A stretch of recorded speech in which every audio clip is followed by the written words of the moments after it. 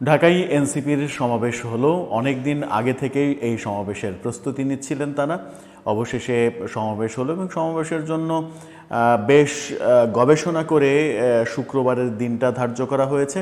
আরও বেশি গবেষণা করে বায়তুল মোকাররমের দক্ষিণ গেট জায়গাটা পছন্দ করা হয়েছে। এর অর্থ দুটো হতে পারে, সময়টাও আরও বেশি গবেষণা করে নির্ধারণ করা হয়েছে। সেটা হচ্ছে যে দুপুর ৩টায় জুম্মার নামাজ শেষ হয় ২টায়।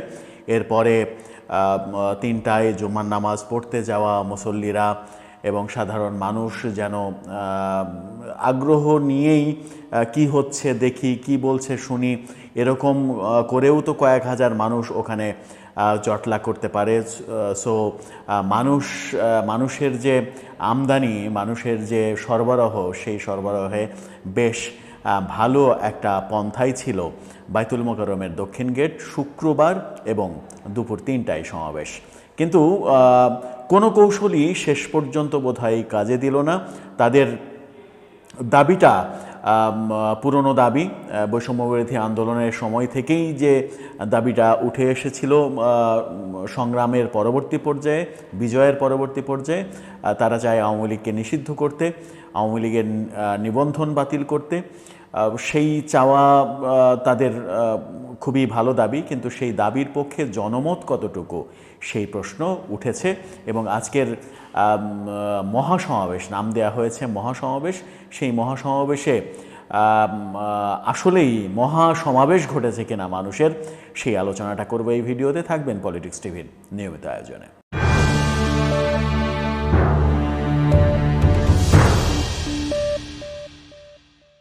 দর্শক, পলিটিক্স টিভির নিয়মিত ভিডিওগুলো এখন থেকে স্পন্সর করছে প্রজাপতি.টিভি, নতুন ওটিটি প্ল্যাটফর্ম।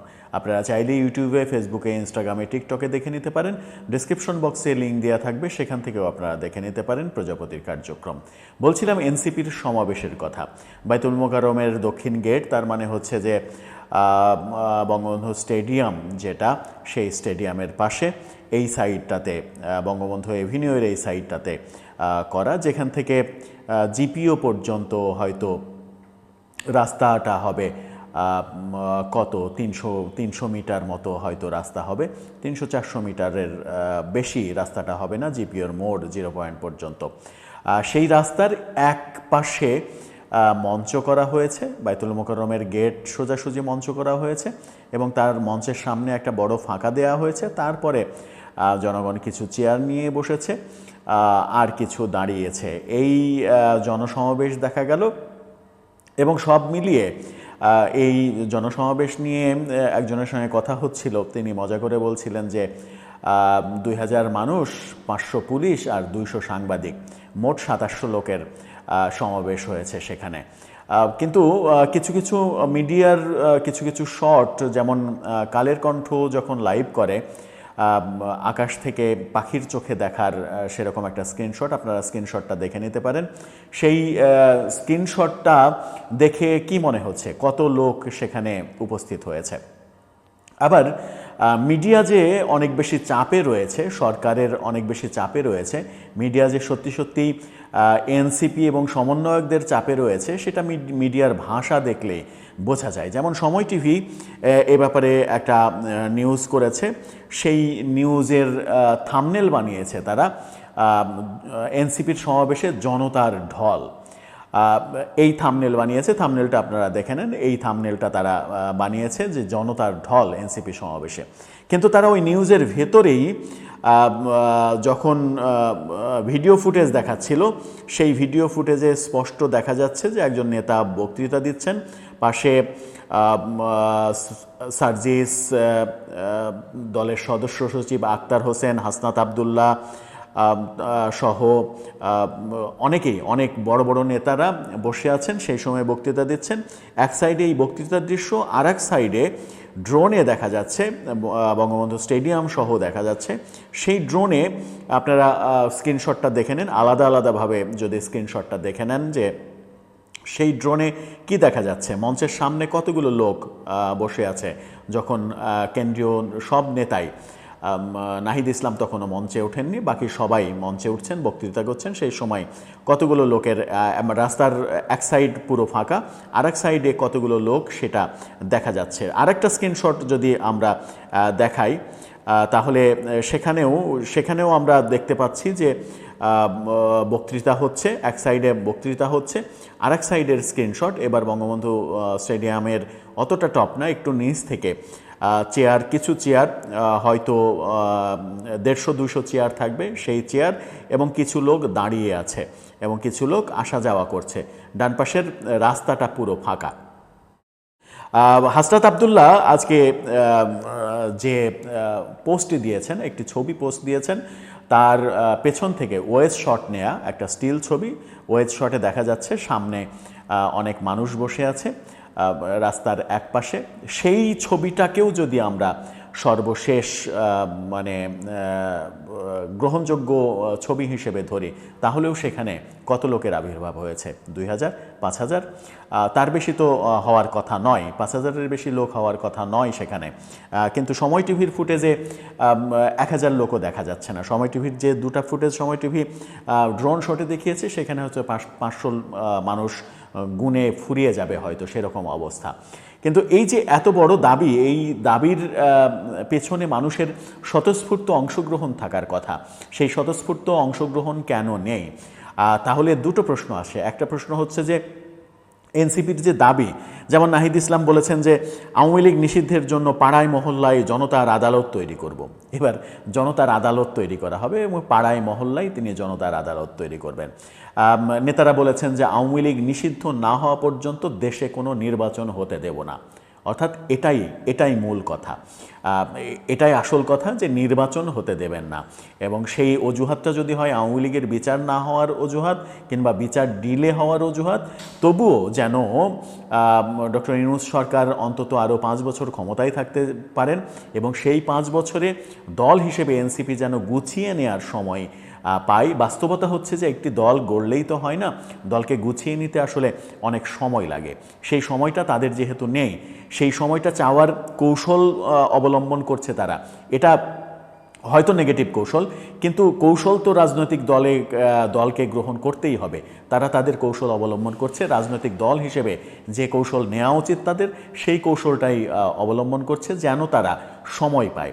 কিন্তু এই যে দাবি করছে আওয়ামী লীগকে নিষিদ্ধ করতে হবে, আওয়ামী লীগের নিবন্ধন বাতিল করতে হবে, নিষিদ্ধ না হওয়া পর্যন্ত নির্বাচন হতে দেয়া হবে না, মুজিববাদের পতন হবে, মুজিববাদ এই দেশে থাকবে না, অর্থাৎ বঙ্গবন্ধুকে, শেখ মুজিবকে যারা ভালোবাসেন কিংবা শেখ মুজিবকে যারা শ্রদ্ধা করেন, তাদেরও অস্তিত্ব এই দেশে থাকবে না।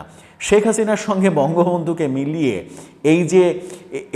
এই যে এক ধরনের রাজনৈতিক মূর্খামির পরিচয় দেয়া, এটাও তাদের রাজনীতির ভবিষ্যৎ অনেকখানি কঠিন করে দেবে বলে অনেকে মনে করেন। কারণ এর আগে আমরা তাদের অনেক নেতার মুখে সাবেক রাষ্ট্রপতি মেজর জিয়াউর রহমানের সম্পর্কে বাজে কথা শুনেছি, তারেক রহমান সম্পর্কে বাজে কথা শুনেছি, বঙ্গবন্ধু সম্পর্কে তো বাজে কথা অনর্গল বলছেই, যেন বঙ্গবন্ধু কিছুই না এদেশের জন্য, বঙ্গবন্ধু নস্যি। শেখ হাসিনার অপকর্ম যদি থাকে তাকে বিচারের কাঠগড়ায় দাঁড় করান। শেখ হাসিনার অপকর্মের জন্য আপনি যদি বঙ্গবন্ধুকে কুরুচিপূর্ণ আক্রমণ করেন, তাহলে সেটা বাংলাদেশে রাজনৈতিক ভবিষ্যতে খুব একটা কাজে লাগবে না। বাংলাদেশের রাজনীতির ইতিহাস যেটা বলে সেটা মানে জনগণ গ্রহণ করবে না, কারণ জনগণ কুৎসিত কোনো কিছু গ্রহণ করে না। জনগণ সহমর্মিতার রাজনীতি চাই, সহনশীলতার রাজনীতি চাই। আপনি শেখ হাসিনা সম্পর্কে 1000 বাজে কথা বলেন, আওয়ামী লীগ সম্পর্কে, বর্তমান আওয়ামী লীগ তো না, আওয়ামী লীগের সরকার, যে 15 বছরের সরকার, সেই সরকার সম্পর্কে আপনি 1 লক্ষ বাজে কথা বলেন, 1 লক্ষ বার, 2 লক্ষ বার, 10 লক্ষ বার বিচার চান, জনগণ আপনাকে হয়তো সাপোর্ট দেবে। কিন্তু তার সঙ্গে যদি আপনি বঙ্গবন্ধুকে গুলিয়ে ফেলেন, বঙ্গবন্ধুকে মিলিয়ে ফেলেন, তাহলে সেটা আপনাদের বিপক্ষেই চলে যাবে, বল আপনাদের কোর্টে থাকবে না, সেই অবস্থা তৈরি হবে। আবার যদি জনসমর্থন সত্যিই থাকতো, তাহলে আজকে এত ঢাকঢোল পিটিয়ে যে আয়োজন করা হলো, অবশ্য সামাজিক যোগাযোগ মাধ্যমে এরকম ভিডিও দেখা যাচ্ছে, সেই ভিডিও সত্য নাকি মিথ্যা আমরা নিশ্চিত করে বলতে পারছি না। এরকম 2-4 জনের সাক্ষাৎকার আমরা সামাজিক যোগাযোগ মাধ্যমে ঘুরতে দেখছি, যারা বলছেন যে তারা এই সমাবেশে কেন এসেছেন জানেন না। মহিলা সদস্য, মহিলারা অনেকের সাক্ষাৎকার এই সামাজিক যোগাযোগ মাধ্যমে ঘুরে বেড়াচ্ছে। তারা জানেন না কে ডেকেছে, জানেন না কেন এসেছে, কিসের বিনিময়ে এসেছে, কোনো উত্তরই তারা ঠিকভাবে দিতে পারছেন না, যেটা হয় বাংলাদেশের রাজনীতিতে। এর আগেও আমরা বিভিন্ন রাজনৈতিক দলের কর্মসূচিতে দেখেছি যে তারা কেন এই সমাবেশে এসেছে, তারা কেন এই কর্মসূচিতে এসেছে তারা বলতে পারে না। তাদেরকে হয়তো টাকা দেওয়া হয়েছে, টাকার বিনিময়ে তারা এসেছে। এই রাজনৈতিক কালচার আমাদের বহু পুরনো রাজনৈতিক কালচার। এনসিপিও কি সেই রাজনৈতিক কালচারের দিকে যাচ্ছে কিনা সেই প্রশ্ন উঠে আসবে যদি এগুলো সত্য হয়। কিন্তু সত্য মিথ্যার যেহেতু ধোঁয়াশা রয়েছে, এটা কংক্রিটলি বলতে চাচ্ছি না, বলতে পারিও না, বলতে চাইও না, কারণ আমরা আমাদের প্ল্যাটফর্ম থেকে এমন কোনো শব্দ ব্যবহার করতে চাই না যে শব্দটা একেবারে ডাহা মিথ্যা শব্দ। আমরা ভুল করতে পারি, কিন্তু কোনো মিথ্যা অপবাদ দেয়া, মিথ্যা শব্দ নিয়ে ঘাটাঘাটি করা সেই কাজটা করতে চায় না। আজকের এই সমাবেশ, যেটা এনসিপির সমাবেশ, সেটা আমার মনে হয় যে হতাশা যোগাবে। বৈষম্য বিরোধী আন্দোলনের যারা শুভাকাঙ্ক্ষী, যারা অনেক আশা নিয়ে, আশায় বুক বেঁধে বৈষম্য বিরোধী আন্দোলন করেছিল, আওয়ামী লীগ সরকারের বিরুদ্ধে আন্দোলন করে 5 আগস্টে বিজয় অর্জন করেছিল, সেই বিজয়ের পরে যখন কিছু কিছু সমন্বয়ক অনেক বেশি স্বপ্ন দেখে ফেললেন রাজনৈতিক দল গড়তে হবে, সেই স্বপ্ন বারে বারে ধাক্কা খাচ্ছে। এবং বৈষম্য বিরোধী আন্দোলনের সঙ্গে যারা ছিলেন তারা যে এই এনসিপির সঙ্গে ম্যাক্সিমামই নেই, এই প্রমাণগুলো কিন্তু এই সমাবেশগুলো থেকে পাওয়া যাচ্ছে। এর আগে আমরা পহেলা বৈশাখে দেখেছি খুবই মানে দুঃখজনক ঘটনা, তাদের মঞ্চের সামনে 50 জনও ছিল না। আজকে এত ঘটা করে নাম দেয়া হয়েছে মহাসমাবেশ, কিন্তু আয়োজন করা হয়েছে বায়তুল মোকাররমের দক্ষিণ গেটে, এবং জুম্মার দিনে, এবং জুম্মার পরপরই শুরু করা হয়েছে। বহু কৌশল অবলম্বন করেও সেটাকে সফল হলো যখন আমরা দেখলাম যে বায়তুল মোকাররমের আরেক গেট দিয়ে হেফাজত ইসলাম যে মিছিল বের করলো, নারী নীতি যেটা গ্রহণ করা হচ্ছে সেটা বাতিলের দাবিতে, সেই হেফাজত ইসলামের মিছিলে অন্তত এই সমাবেশের কয়েক গুণ সদস্য বেশি আমরা দেখেছি। তাহলে বাস্তবতাটা এটাই বলছে যে আপনাদের জনসমর্থন এখনও তৈরি হয়নি। জনসমর্থন তৈরি করার কৌশলের রাজনীতি আমার মনে হয় করা উচিত।